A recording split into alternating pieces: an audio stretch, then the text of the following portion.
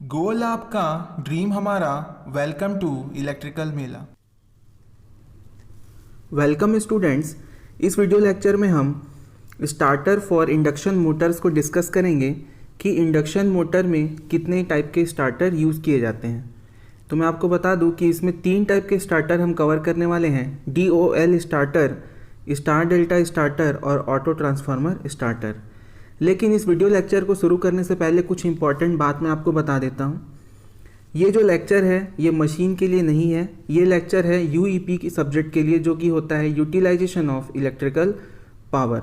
इसमें चैप्टर 1 में diploma syllabus के चैप्टर 1 के जो लेक्चर 9 है उससे रिलेटेड है। ये लेक्चर 9 में हमने इस चैप्टर में इस 2 टॉपिक इंक्लूड किए हैं। पहला तो ये है कि स्टार्टर फॉर इंडक्शन मोटर और दूसरा है speed control of DC Motors.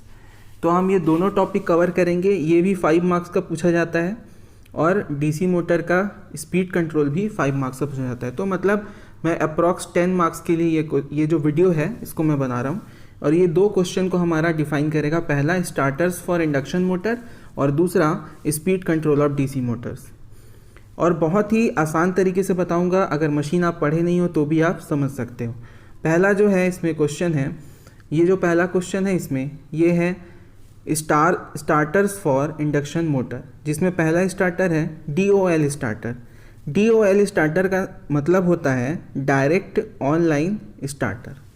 मतलब डायरेक्टली हम लोग इसको कनेक्ट कर देते हैं 3 फेज सप्लाई से। देखिए हमको क्या करना है, इस मोटर को चलाना है। ये मोटर है, ये वाला सेक्शन। इस मोटर में क्या होता है, एक स्टेटर होता है और एक रोटर होता है। रोटर हमारा स्क्वायरल केज टाइप का रोटर है जिसमें वाइंडिंग नहीं होती, फ्रेम होता है सिर्फ, और जो स्टेटर है उसमें वाइंडिंग्स है।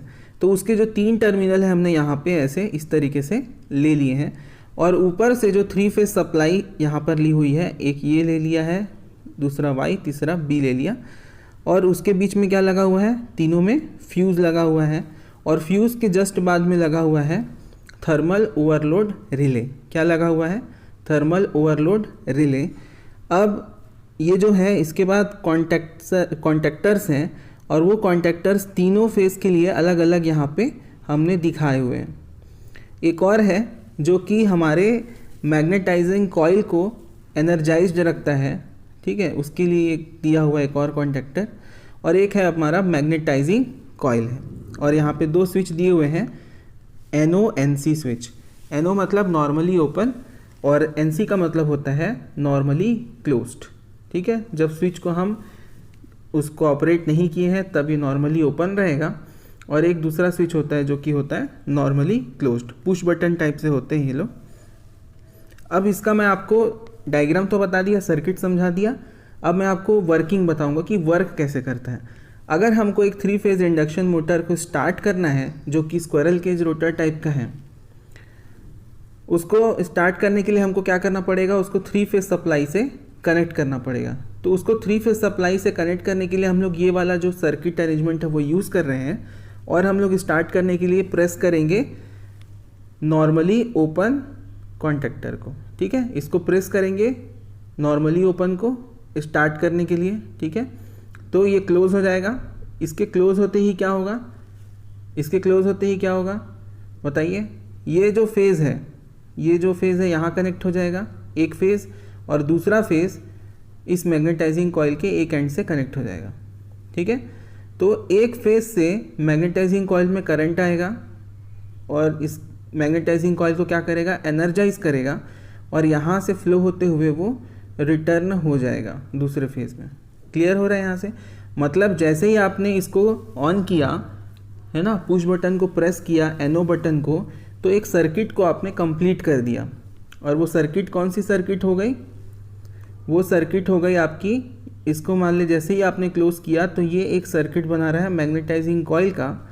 इस तरीके से एक फेज़ में यहाँ तक गया, दूसरे फेज़ से आया, ये इस तरीके से मैग्नेटाइजिंग कॉइल का सर्किट कंप्लीट हो जाता है।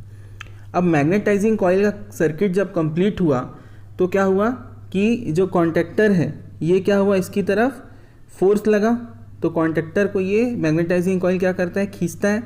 उसके खींचने से ये जो कॉन्टेक्टर है जो यहाँ पे प्लेस था वो कहाँ पहुँच गया, इन दोनों कॉन्टेक्ट्स को टच कर देता है।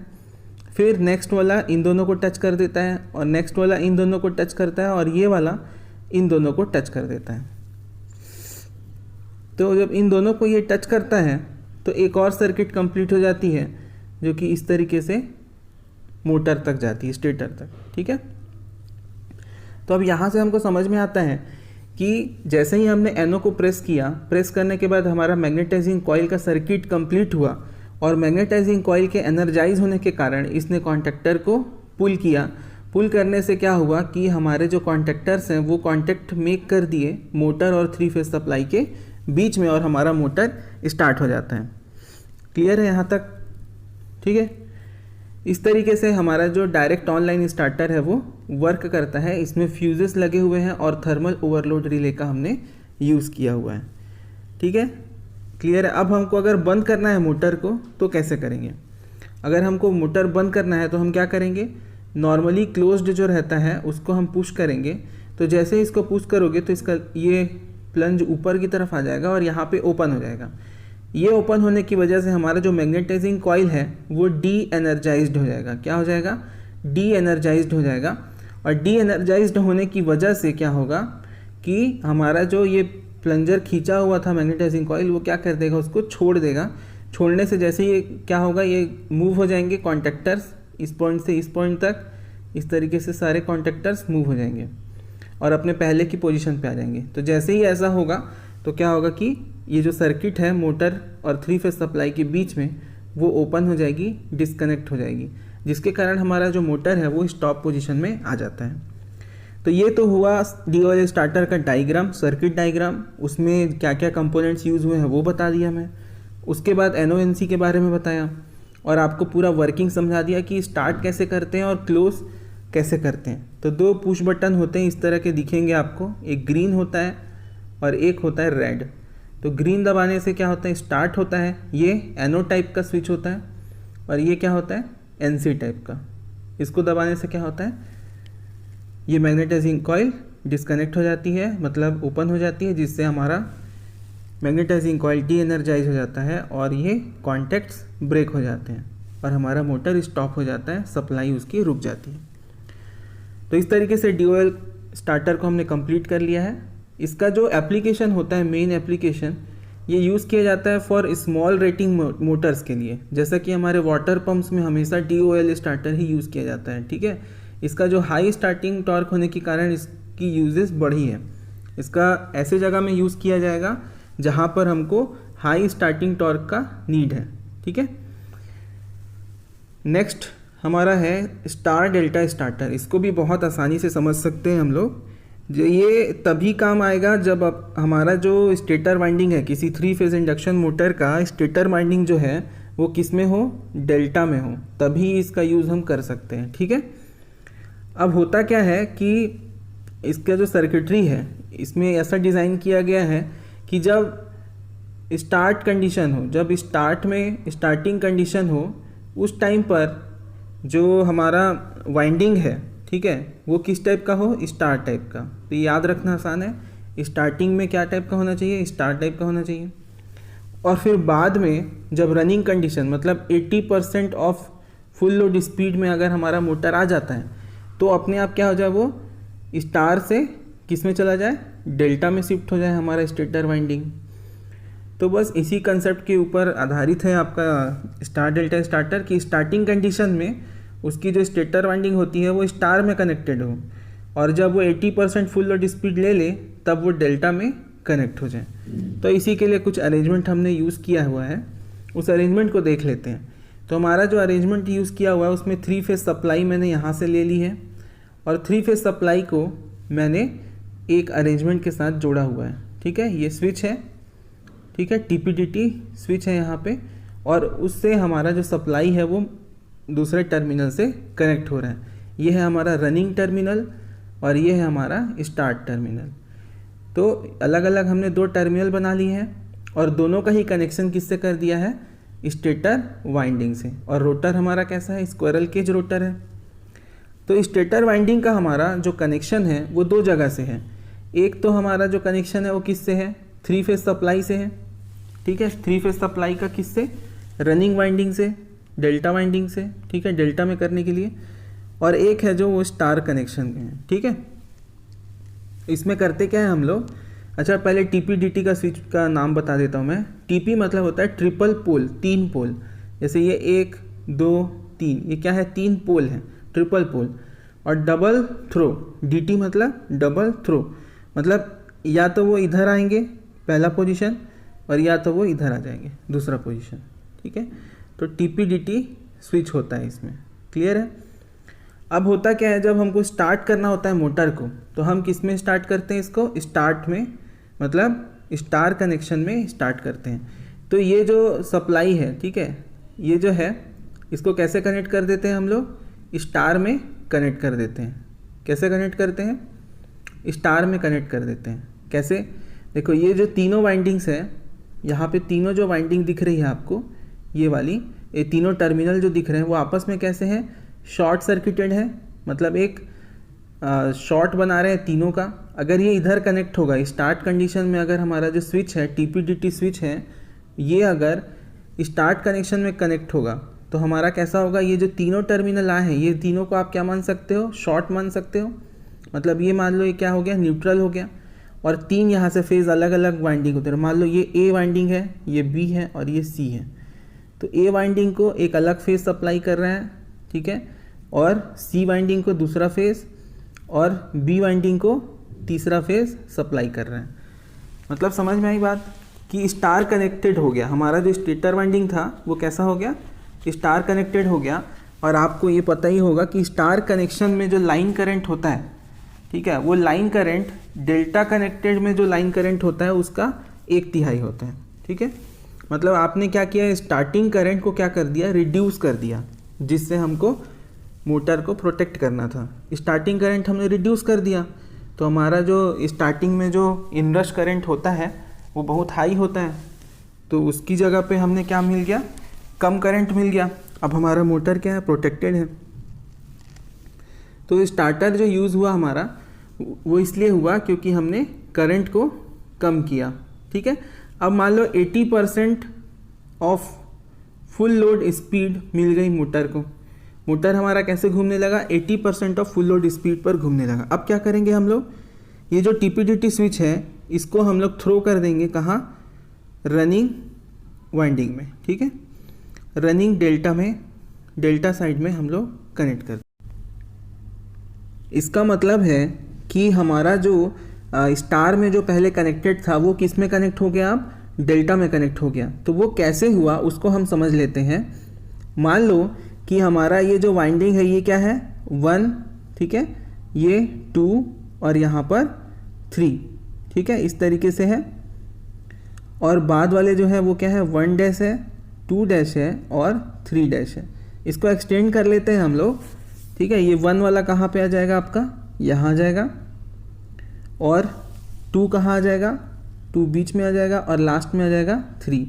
और नीचे की तरफ देख लीजिए क्या आ जाएगा, 3 डैश पहले आ जाएगा, ठीक है, फिर आएगा 2 डैश, सॉरी 1 डैश आ जाएगा, 1 डैश, उसके बाद आ जाएगा 2 डैश। तो आपको ये देखने को मिलेगा कि ये दोनों कैसे कनेक्ट है, दूसरे वाले से, है ना। अगर देख लो, अगर आपके पास 3 वाइंडिंग है इस तरीके से और सबको किस में कनेक्ट करना है, डेल्टा में, तो आपको क्या करना पड़ेगा, ठीक है। ये मान लो 1 डैश है, 2 डैश है और ये क्या है, 3 डैश। तो आप क्या करोगे, 1 डैश को कहाँ कनेक्ट करोगे, 2 में ऐसा, और 3 को कहाँ कनेक्ट करोगे, 2 डैश में, और ये जो लास्ट में 1 बचेगा ये कहाँ जाएगा, 3 डैश में कनेक्ट हो जाएगा। क्लियर है।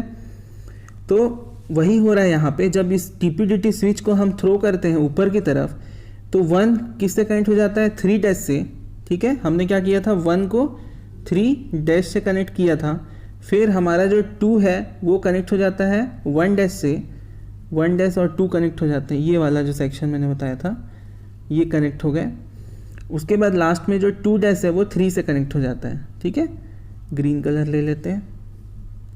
ये जो लास्ट में 2 है, 2 डैश है, वो 3 से कनेक्ट हो जाता है। तो 2 डैश यहाँ पे है और वो 3 से कनेक्ट हो गया।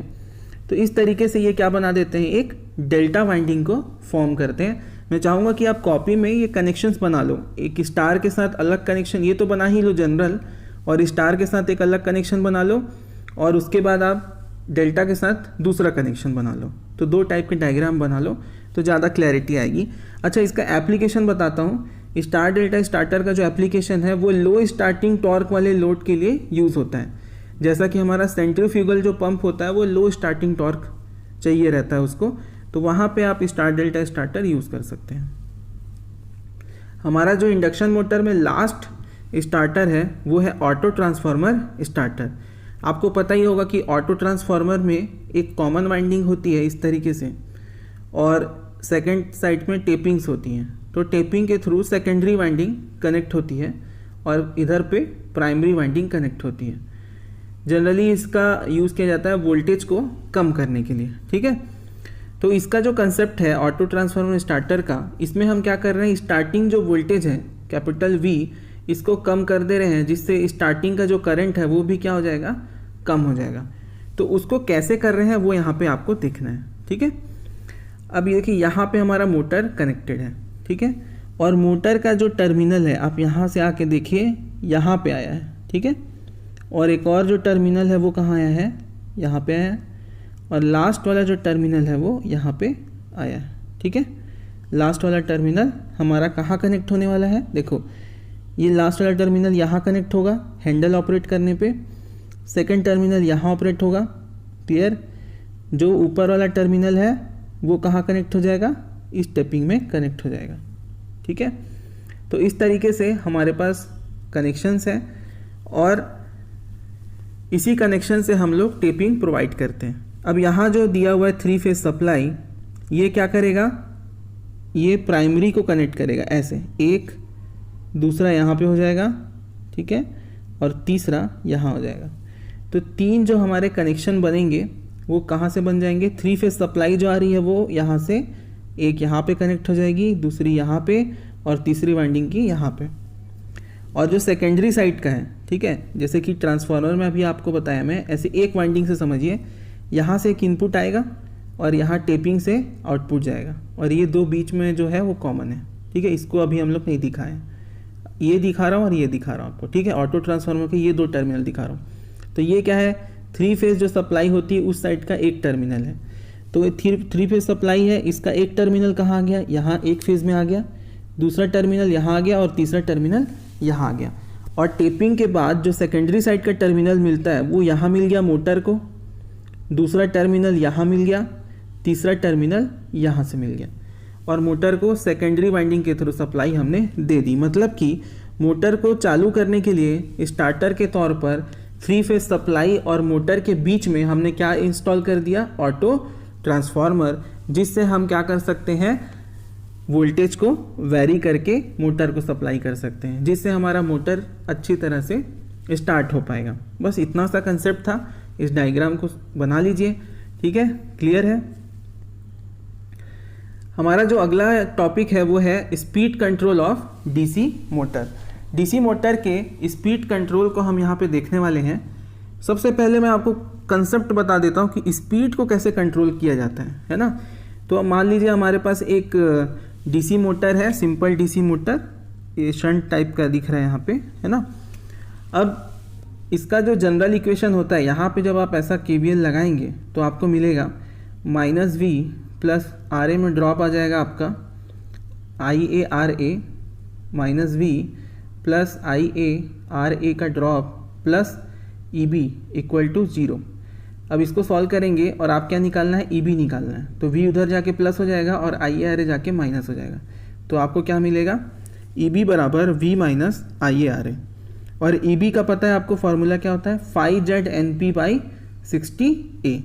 ये सर्किट फार्मूला है और ये क्या है, जनरेटेड EMF का फार्मूला होगा, ठीक है। अब EB की जगह इसको पुट करेंगे और बाकी सारे कांस्टेंट्स को इधर भेज देंगे, N को छोड़ के। N क्या है, हमारी स्पीड है डीसी मोटर की। अब देखिए ये जो टर्म है ये क्या है, आपका कांस्टेंट है, तो इसको K से रिप्रेजेंट कर दिया और बाकी टर्म को एज इट इज़ रहने दिया। मतलब कि जो हमारा स्पीड है वो किसके प्रोपोर्शनल है, सप्लाई वोल्टेज के प्रोपोर्शनल हो जाएगा। जो हमारा स्पीड है वो सप्लाई वोल्टेज के प्रोपोर्शनल है, इस इक्वेशन से दिख रहा है। ये वाला इक्वेशन आपको कंसीडर करना है। सेकंड क्या है अपना, देखिए एन जो है स्पीड है मोटर की वो इन्वर्सली प्रोपोर्शनल है फ्लक्स के। और थर्ड जो पॉइंट है यहाँ पे स्पीड जो है इन्वर्सली प्रोपोर्शनल होगा आर्मेचर वोल्टेज ड्रॉप, मतलब कि IA/RA से। इसका कहने का मतलब ये है कि अगर IA/RA बढ़ेगा, ये अगर इंक्रीज होगा तो आपका जो ये टोटल V माइनस IR है ये क्या हो जाएगा, रिड्यूस हो जाएगा, और स्पीड भी क्या हो जाएगा, रिड्यूस हो जाएगा। मतलब अगर ड्रॉप बढ़ता है तो स्पीड क्या होती है, डिक्रीज होती है। और इसी का उल्टा अगर ड्रॉप कम होता है, ये कम होगा तो ये ओवरऑल जो है न्यूमरेटर है ये इंक्रीज हो जाएगा और स्पीड क्या हो जाएगी हमारी, इंक्रीज हो जाएगी। मतलब अगर ड्रॉप घटता है तो स्पीड क्या हो रही है, बढ़ रही है। इसीलिए इसका जो रिलेशन हमने दिया है कैसा दिया है, इन्वर्सली प्रोपोर्शनल। बस यही कंसेप्ट है कि ये जो 3 पॉइंट हैं, जैसा कि फ्लक्स हो गया, अप्लाइड वोल्टेज हो गया, सप्लाई वोल्टेज हो गया, और आर्मेचर वोल्टेज ड्रॉप हो गया, तो ये जो 3 है इसी को ही वेरी करके हम लोग स्पीड को क्या करते हैं, वेरी करते हैं, क्योंकि जो डीसी मोटर की स्पीड है वो इन तीनों क्वांटिटीज पर डिपेंड करती है। So speed of DC motor can be controlled और varied by first varying the field flux को वेरी करते हैं, तो उस टाइप के मेथड को क्या बोलते हैं, फ्लक्स कंट्रोल मेथड। दूसरा, अगर हम आर्मेचर वोल्टेज ड्रॉप को वेरी करते हैं तो उस तरह के मेथड को बोलते हैं armature control method of speed control of DC motor. और जो तीसरा है ये है जब हम सप्लाई वोल्टेज को कंट्रोल करते हैं तब जो हमारा ये मेथड होता है वो होता है वोल्टेज कंट्रोल मेथड। तो ये तीनों मेथड को मैं एकदम ब्रीफ में आपको बताऊंगा और बहुत कम नंबर के लिए पूछा जाता है 5 मार्क्स के लिए, तो आप फटाफट से समझते जाइए और नोट भी करते जाइए। पहला इसमें ऑप्शन है फ्लक्स कंट्रोल मेथड। तो फ्लक्स कंट्रोल मेथड में हमारे पास 4 और उसके सब मेथड्स हैं। पहला है फील्ड डाइवर्टर। देखिए हमको क्या समझ में आया है अभी तक फ्लक्स के बारे में कि जो स्पीड है, पीछे कर लेता हूँ मैं, स्पीड जो है हमारा, ठीक है, ये जो n स्पीड है वो इन्वर्सली प्रोपोर्शनल है फ्लक्स की। अगर हमारा फ्लक्स कम होगा तो स्पीड क्या होगा, बढ़ेगा, और फ्लक्स अगर बढ़ा तो स्पीड क्या हो जाएगा, कम हो जाएगा। लेकिन जो फ्लक्स है, ठीक है, ये किस पे डिपेंड करता है, फ्लक्स डिपेंड करता है फील्ड में बहने वाले करंट के ऊपर। अगर जो हमारा फील्ड है, जो वाइंडिंग है, सीरीज फील्ड है, शंट फील्ड है, उस वाइंडिंग में अगर करंट की वैल्यू बढ़ेगी तो फ्लक्स की वैल्यू क्या हो जाएगी, बढ़ जाएगी। और फ्लक्स की वैल्यू अगर घटेगी तो फील्ड करंट की वैल्यू अगर कम करते हैं तो फ्लक्स की वैल्यू भी क्या हो जाएगी, कम हो जाएगी।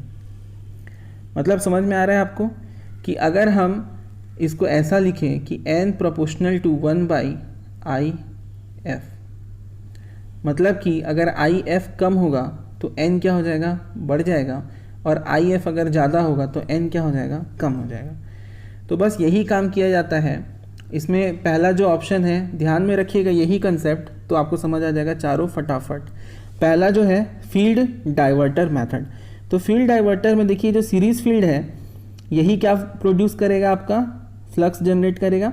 ये जो फ्लक्स है इसकी वैल्यू को अगर हमको चेंज करना है तो कैसे करेंगे, इसके थ्रू जो करंट फ्लो हो रहा है उसको डाइवर्ट कर दीजिए। तो कैसे डाइवर्ट किया इन्होंने, एक डाइवर्टर रजिस्टर लगा दिया जिसको हम वेरी कर सकते हैं। अब अगर डाइवर्टर में रजिस्टर है उसकी वैल्यू ज़्यादा है, उसकी वैल्यू को हम ज़्यादा बढ़ा देते हैं, तो जो मेन करंट है वो कहाँ से फ्लो हो जाएगा, है ना, सीरीज फील्ड से जाएगा, ज़्यादा रेजिस्टेंस में कम करंट जाएगा, इसकी वजह से फ्लक्स क्या होगा, बढ़ेगा और स्पीड कम होगी।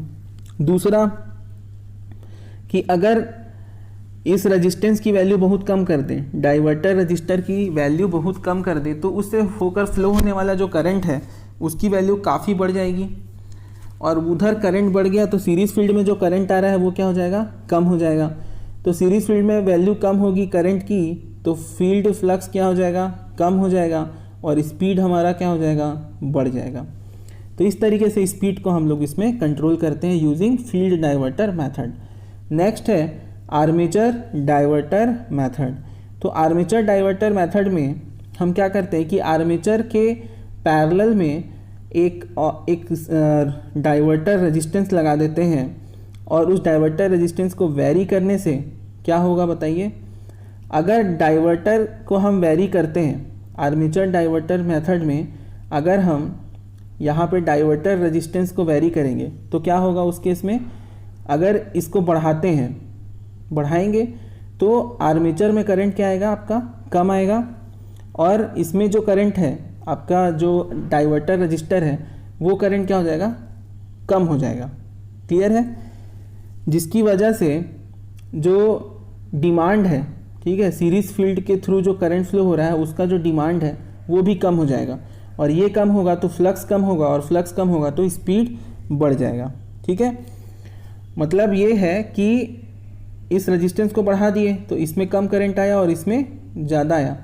ठीक है, लेकिन आप देखेंगे तो ओवरऑल जो रेजिस्टेंस है, जैसे आर्मेचर का रेजिस्टेंस और साथ में डाइवर्टर का रेजिस्टेंस, ये दोनों का जो पैरेलल कॉम्बिनेशन है, ये क्या हो गया, रेजिस्टेंस रिड्यूस हो गया।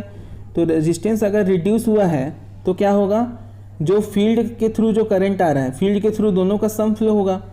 तो ये जो रेजिस्टेंस है आर्मेचर का, उसको हमने क्या कर दिया, कम कर दिया, और कम करने से करंट की वैल्यू बढ़ गई। तो IF जो करंट होगा, जो सीरीज फील्ड से फ्लो होगा, वो भी बढ़ गया, तो फ्लक्स की वैल्यू भी हमारी बढ़ जाती है, और जो स्पीड है DC मोटर का वो कम हो जाता है।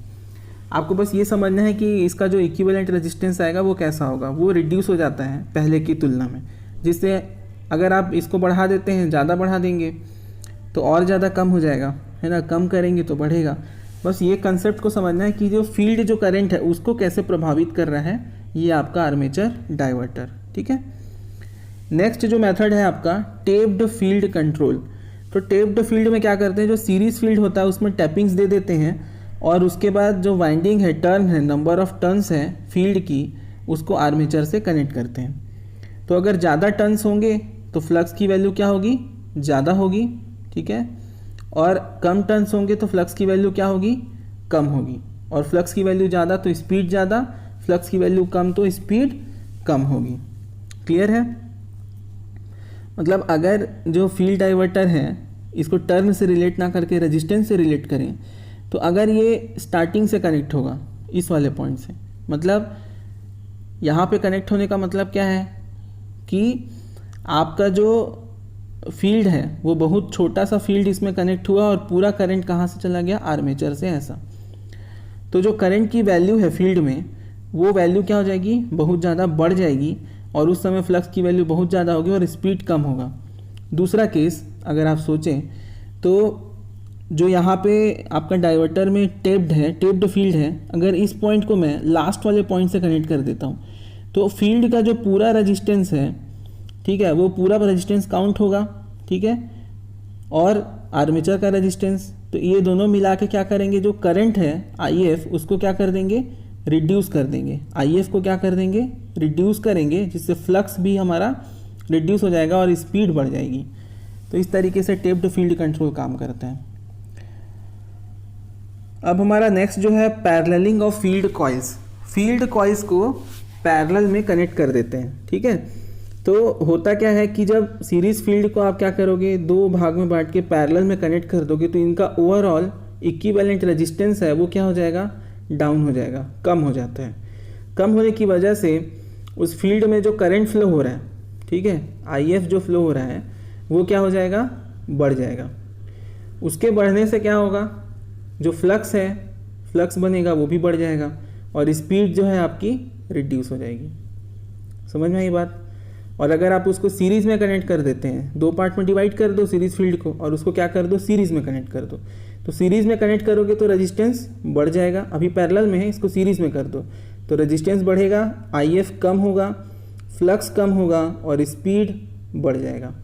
तो इस तरीके से फ्लक्स कंट्रोल मेथड से 4 तरीके से आप स्पीड को कंट्रोल कर सकते हैं। Field diverter, armature diverter, tapped field control and paralleling field coils. Clear है? नेक्स्ट जो हमारा मेथड है ये है आर्मेचर कंट्रोल मेथड। इसमें हम आर्मेचर के रेजिस्टेंस को कंट्रोल करते हैं, या आर्मेचर के रेजिस्टेंस में होने वाले वोल्टेज ड्रॉप को कंट्रोल करके स्पीड का कंट्रोल करते हैं। तो वो कैसे करते हैं वो देखिए आप, कि स्पीड जो होता है वो इन्वर्सली प्रोपोर्शनल हो गया आपका आर्मेचर में होने वाले ड्रॉप में, वोल्टेज ड्रॉप के इन्वर्सली प्रोपोर्शनल। अगर ये कम होगा तो स्पीड बढ़ेगी, ये ज़्यादा होगा तो स्पीड कम हो जाएगी। क्लियर है? तो इसमें जो पहला मेथड है वो है आर्मेचर रेजिस्टेंस कंट्रोल और दूसरा शंटेड आर्मेचर कंट्रोल। तो पहला मेथड देख लेते हैं हम लोग। पहला जो मेथड है हमारा ये है आर्मेचर रेजिस्टेंस कंट्रोल। आर्मेचर के रेजिस्टेंस के साथ में एक वेरिएबल रेजिस्टेंस आर ए भी हमने ऐड कर दिया है। आर मान लो हमने क्या है, मोटर के आर्मेचर का रेजिस्टेंस मान लेते हैं और जो आर ए है वो एक्सटर्नल रेजिस्टेंस यहाँ पे मान लेते हैं। तो जो एक्सटर्नल रेजिस्टेंस है, वेरिएबल रेजिस्टेंस, वो हमने कनेक्ट कर दिया है। तो अगर हम इस आर ए की वैल्यू को बढ़ाते हैं, जब इस आर ए की वैल्यू को बढ़ाएंगे तो हमारा जो आर्मेचर का जो ड्रॉप है वो क्या हो जाएगा, बढ़ जाएगा कि कम होगा। इससे हमारा जो आर्मेचर का जो ड्रॉप है वो कम हो जाता है। कम होने के कारण आर्मेचर का जो ड्रॉप है वो क्या हो जाएगा, कम हो जाएगा। कम क्यों होगा, क्योंकि रेजिस्टेंस की वैल्यू हमारी बढ़ गई और आर्मेचर में होने वाला ड्रॉप क्या हो गया, हमारा कम हो गया। ठीक है, कम होने के कारण जो वोल्टेज आएगा, ठीक है, इसका फॉर्मूला आपको याद होना चाहिए, V minus I A R A है डिवाइडेड बाई 5। अब देखिए आर्मेचर का जो ड्रॉप है इसमें आपने रेजिस्टेंस की वैल्यू को बढ़ा दिया। ठीक है, तो रेजिस्टेंस की वैल्यू को बढ़ाया उस सर्किट में, तो उसमें जो फ्लो होने वाला जो करंट था, करंट की वैल्यू क्या हो गई, कम हो गई पहले से, जिससे हमारा ये आर्मेचर का जो वोल्टेज ड्रॉप होना था वो कम हो गया। तो ये ओवरऑल जो न्यूमरेटर की वैल्यू है वो क्या हो गई, आपकी बढ़ गई। अब जो रेजिस्टेंस है आर्मेचर के सर्किट में वो क्या है, आपका ज़्यादा है in comparison with field circuit. तो फील्ड सर्किट में फ्लो होने वाला करंट जो है वो आपका चेंज होगा क्या, ठीक है, चेंज होगा कि नहीं होगा बताइए। देखो वोल्टेज यहाँ पे सेम है, पैरेलल में है वोल्टेज, और यहाँ पे जो फील्ड कॉइल है उसका रेजिस्टेंस भी अभी कांस्टेंट है। तो फील्ड कॉइल में जो करंट फ्लो हो रहा है वो हमेशा कांस्टेंट रहेगा। तो ये जो फ्लक्स है ये शंट मोटर के केस में कांस्टेंट बना रहता है, तो इसका स्पीड से कोई लेना देना ज़्यादा होता नहीं है। तो अगर आर्मेचर का वोल्टेज ड्रॉप हमने कम किया है तो स्पीड क्या हो गई, हमारी बढ़ जाएगी। क्लियर है? इसी के उल्टा अगर हम लोग उस रेजिस्टेंस को कम कर लेते, इसका वोल्टेज ड्रॉप तो हमने कम ऐसे कर दिया और बढ़ा नहीं सकते, बढ़ाएंगे कैसे, है ना। तो इससे स्पीड को क्या किया जा सकता है, सिर्फ इंक्रीज किया जा सकता है आर्मेचर रेजिस्टेंस कंट्रोल मेथड से। ठीक है, सेकंड हमारा जो मेथड है ये है शंटेड आर्मेचर कंट्रोल।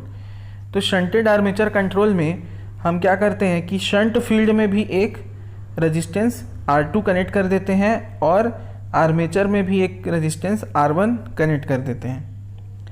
तो इन दोनों के कनेक्ट होने के कारण, ठीक है, जो आर्मेचर में जो करंट फ्लो होता है, ठीक है, उसकी वैल्यू को चेंज करते हैं, आर्मेचर में फ्लो होने वाले करंट की वैल्यू को, जिससे आपका IaRa का जो वोल्टेज ड्रॉप है ये चेंज होता है और इसके चेंज होने से हम स्पीड को चेंज कर लेते हैं।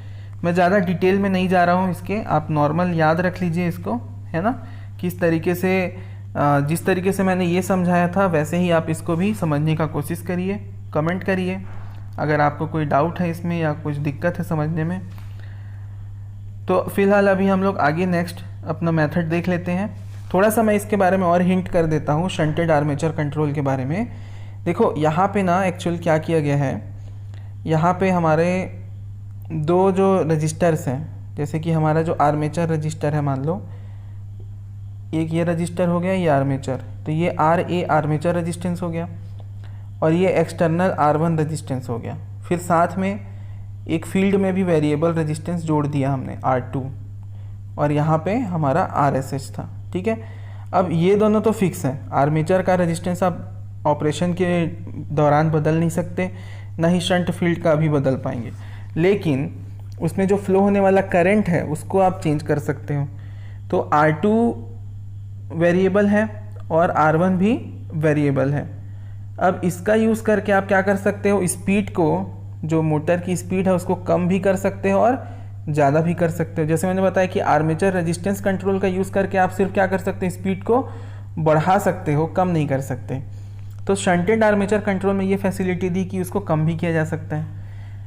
तो अब कम कैसे होगा, होगा यूँ कि जो R2 आपने कनेक्ट किया है, ठीक है, अगर इस R2 को आप वेरी करते हो तो आप जो शंट फील्ड में करंट आ रहा है उसको वेरी कर सकते हो, ठीक है, और R1 को आप 0 कर दो तो क्या होगा कि शंट फील्ड में जो करंट जा रहा था उससे अब कम करंट जाएगा, क्योंकि रेजिस्टेंस आपने यहाँ पे बढ़ा दिया है।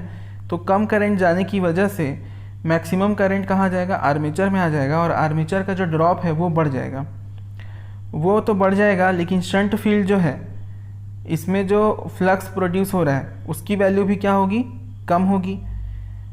तो ये देखा जाता है कि जो इक्विवेलेंट इफेक्ट है इनका n प्रोपोर्शनल टू क्या हो गया, ड्रॉप क्या हो गया आपका, कम हो रहा है, ठीक है, सॉरी ड्रॉप क्या हो रहा है आपका, बढ़ रहा है। IaRa को बढ़ा रहे हैं तो ड्रॉप क्या हो गया, बढ़ रहा है। तो ऊपर की जो न्यूमरेटर वैल्यू है वो कम आएगी और नीचे का जो फ्लक्स है वो क्या हो रहा है, कम हो रहा है, ठीक है। तो वो वैल्यू भी क्या हो गई आपकी, कम हो गई। तो इस तरीके से दोनों का जो कमी है उसकी वजह से जो स्पीड है DC मोटर की वो भी कम हो जाती है। थोड़ा सा ये टॉपिक कॉम्प्लेक्स है, इसको थोड़ा अच्छे से समझिए आप लोग, दोबारा रिपीट करिए। फिर नेक्स्ट है वोल्टेज कंट्रोल मेथड। ये मशीन का टॉपिक नहीं इसलिए मैं उतना डिटेल में नहीं बता रहा हूँ, सिर्फ जितना काम का है अभी उतना ही बता रहा हूँ। तो वोल्टेज कंट्रोल मेथड है वार्ड लियोनार्ड सिस्टम। तो वार्ड लियोनार्ड ने क्या किया कि एक जनरेटर लिया, एक जैसे M2 मोटर है, इसका स्पीड हमको कंट्रोल करना है, ठीक है। तो इसका स्पीड कंट्रोल करने के लिए हमने कौन सा टेक्निक यूज़ किया, उसने वोल्टेज कंट्रोल मेथड। उसने बोला कि अगर हम सप्लाई वोल्टेज को अगर स्मूथली चेंज कर पाएँ, ठीक है, तो हम मोटर की स्पीड को आसानी से चेंज कर सकते हैं। क्लियर है। तो उसने क्या किया, सप्लाई की जगह एक जनरेटर यूज़ कर लिया और उस जनरेटर को डायरेक्टली पैरेलल में कनेक्ट कर दिया मोटर से। मतलब मोटर को सप्लाई अब कौन दे रहा है, एक जनरेटर दे रहा है। अब जो जनरेटर है उसको किससे कनेक्ट किया हुआ है, उसने एक मोटर से कनेक्ट किया हुआ है और मोटर को एक सप्लाई से कनेक्ट किया गया है। और इस मोटर को, ठीक है, इस जनरेटर के साथ में कपल कर दिया है। तो ये जो मोटर है जब ये घूमता है तो इसका शाफ्ट से कौन सा कपल है, जनरेटर का शाफ्ट कपल है। तो जनरेटर भी घूमता है और जनरेटर घूमता है तो फिर वो प्रोड्यूस करता है सप्लाई और वो सप्लाई देता है मोटर को। क्लियर है। अब इसमें यूज़ किया जाता है कांस्टेंट फील्ड, ठीक है। कांस्टेंट फील्ड यूज़ करने की वजह से जो हमारा वोल्टेज जनरेट होगा, ठीक है, सॉरी जो हमारा स्पीड मिलेगा मोटर का वो कांस्टेंट मिल रहा है, ठीक है। लेकिन जनरेटर में जो फील्ड है वो वेरिएबल है। तो जनरेटर का जो फील्ड है वो वेरिएबल होने की वजह से हमको ये फ्लेक्सिबिलिटी है कि जनरेटर से जो EMF जनरेट होगा उसको हम कंट्रोल कर सकते हैं। तो हमने क्या कंट्रोल कर लिया, वोल्टेज को कंट्रोल कर लिया यहाँ पे, और उसी वोल्टेज को हम कहाँ फीड कर रहे हैं, मोटर को फीड कर रहे हैं। और जो मोटर लिया है उसका फील्ड क्या है, कांस्टेंट रखा हुआ है। इसकी वजह से होता क्या है कि कांस्टेंट फील्ड है जिस मोटर का स्पीड कंट्रोल करना है, तो मतलब n जो है प्रोपोर्शनल हो गया v के। अब v अगर ज़्यादा होगा तो स्पीड भी ज़्यादा होगी और v अगर कम हुआ तो स्पीड भी क्या हो जाएगी, कम हो जाएगी। समझ में आया। इस तरीके से किया जाता है इसमें कि ये जो जनरेटर है इसका जो फील्ड है उसको वेरिएबल रखा जाता है और बाकी दोनों का फील्ड कांस्टेंट। इसको वेरिएबल रखने की वजह से क्या होता है, इसको वेरी करके हम इसका जो आउटपुट वोल्टेज है जनरेटर का, जो कि सप्लाई वोल्टेज बनता है मोटर M2 का, तो उसको V को हम वेरी कर लेते हैं, जिससे हमारा जो मोटर का स्पीड है ये भी वेरी हो जाता है। तो आज हमने UEP का जो पहला चैप्टर है उसके जो 9 लेक्चर थे पूरे हमने कंप्लीट कर दिए हैं। इसके बाद से हम चैप्टर 2 स्टार्ट करेंगे, इलेक्ट्रिक हीटिंग, ठीक है। इलेक्ट्रिक हीटिंग में भी जितने लेक्चर हैं वो पूरे हम कंप्लीट करेंगे आने वाले दिनों में। तो अभी तक ये जितने भी आपको लेक्चर्स आपने देखे UEP के, आपको अच्छे लगे, लाइक करिए, अपने दोस्तों के साथ शेयर कर दीजिए और सब्सक्राइब अगर नहीं किया है तो ज़रूर सब्सक्राइब कर लीजिए। Thank you.